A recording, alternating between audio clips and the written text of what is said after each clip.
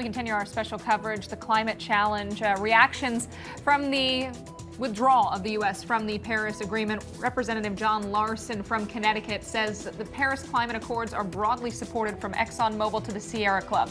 POTUS withdrawal is a sad retreat of U.S. leadership. Chairman and CEO of General Electric, Jeff Immelt, tweeted, "Disappointed with today's decision on the Paris Agreement. Climate change is real. Industry must now lead and not depend on government."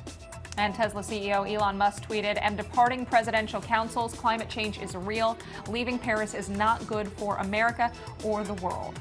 And Musk served on the White House Business, Economic, and Manufacturing Advisory Councils. That's his the reference to departing. You know, yesterday he said, "I've done all I can. I've tried to convince President Trump to stay in." And somebody said, "Well, what are you going to do if he leaves?" And he says, "Well, I'll have no choice but to leave." Stood by that word today, saying he's leaving those councils. He certainly did. I think he's disappointed that he wasn't able to make any inroads with the White House at all. Well, one group of scientists and researchers believe that many of the solutions we need are already in place to address one aspect of changing climate, and that is carbon emissions. Yeah, they've written a book outlining them. It's called Drawdown, and it's about the ways we can and are drawing down carbon emissions. So joining us now, one of the authors is Katharine Wilkinson, along with Dr. Nabba and Dr. Navarro. How do we do it then? How do we draw down those emissions? How do we appease the president and be viable economically and wean ourselves off of fossil fuels? So the good news is that humanity is already on the case. We have a lot of work to do, but we have the technologies, we have the practices, the technical capability to get to the point that we're pulling more greenhouse gases out of the atmosphere than we're sending up into it.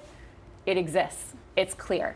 So the question then is, how do we accelerate that scaling? We clearly see that enlightened governments around the world are able to do that acceleration, but that's not the only way, I think, to put your pedal to the metal, so to speak. Absolutely. And I think you're saying, you know, a lot of people are really inspired by what they've learned. You know, I was talking to Dr. Navarro a little bit about this. We hear from people who are not necessarily for climate change, and they say the Earth goes through cycles. But I think we can all agree that if we can limit the amount of stuff that we're putting into the atmosphere, that has to be a good thing. I don't think there's any debate on how the greenhouse effect works. You know, I mean, that as a scientist, we know if we're putting more carbon dioxide in the air, it's a greenhouse gas, it's going to warm the planet. That's the reason why we can actually have life on this planet, because it would be too cold otherwise. Right. So if we're continuously pumping that into the atmosphere, we're going to have an effect. So I don't see how it would be a bad thing to ask that question and consider what impact we could be having, regardless of the changing climate. We look at a warming planet, and in theory, a warmer planet holds more water vapor. H2O is technically, water vapor is technically a greenhouse gas. It's not something that humans are putting into the atmosphere necessarily, but it's an unintended consequence, right?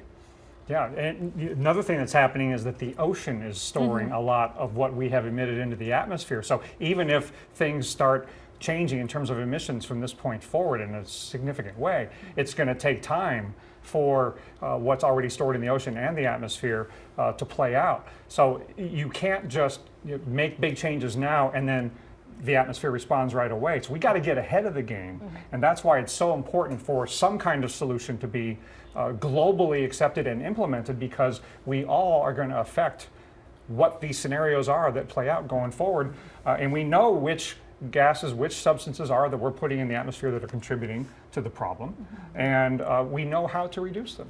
And Katharine, you talk about being a global leader and how, you know, in your opinion, U.S. really should be at the table. We know this is going to be something that people use moving forward. And so by stepping out, taking us out of the table, is that a problem? But also, does this really incite businesses to say, no, we're not going to let you stop us. We're going to actually continue our efforts to be ahead?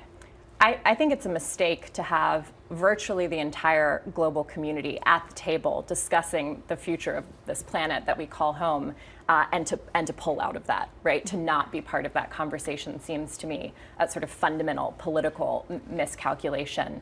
I also think when we come into this issue thinking about the solutions, addressing greenhouse gases is just one of the benefits.